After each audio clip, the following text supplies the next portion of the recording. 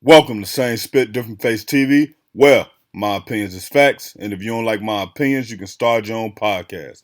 And it's free. So don't forget to spit on the like button, the subscribe button, and the notification. If you clicked on this video to hear about Diddy $30 million lawsuit, I need you to hit the like button. If you're new to the channel, hit the subscribe button. Now, Spit Squad.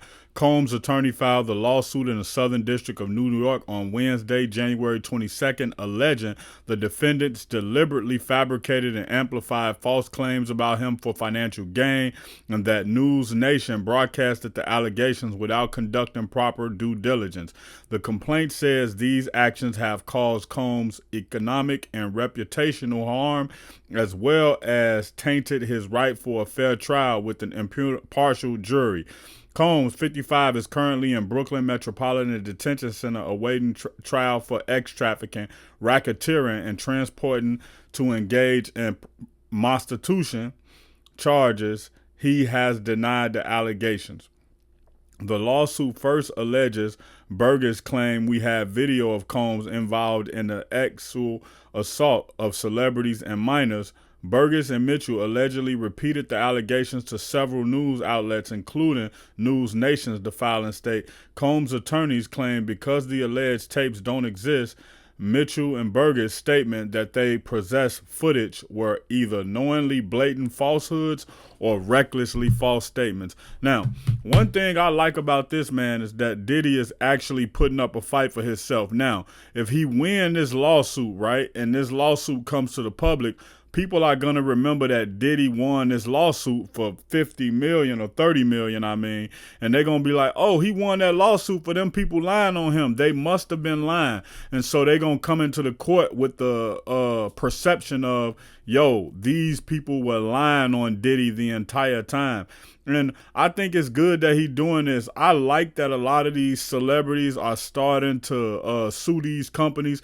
Like, imagine something happened with you, and then I just put out a video and say, like, you get into a fight and you win, and I get on here and say, oh, I got the footage that he got beat up. Yo, he got beat up and his lips was busted. And like, bro, who does that? And that taints your image, may be based off you being a tough guy. So now, even though you're a tough guy, it puts you in more danger because now more people want to try you because they think it's easier to fight you, or they think like you soft or whatever. And that's just not the case.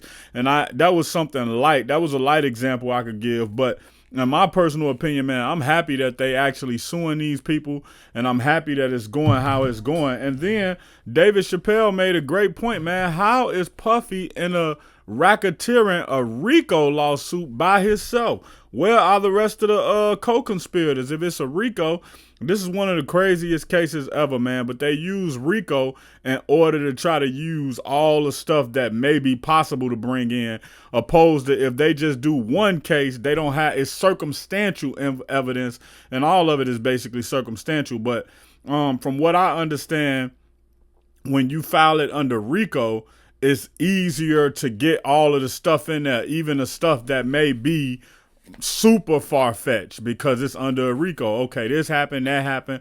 We saying this happened, that happened, opposed to if they just file one charge against Diddy with the type of money Diddy got, that charge may be put to a lower standard, or that charge may get beat, but it's harder to beat a RICO. Because if I'm not mistaken, it's just like you basically just have to know about what happened. And that's kind of like a conspiracy. Well, it is a conspiracy. That's what RICO is for. But anyway, yeah. If you want to be kept up to date with this Diddy trial, you better hit that subscribe button. If you want more hip hop and celebrity updates, you better hit that subscribe button. Peace. Check out my original Chicago hood movie in the end screen, No Time to Play Fair.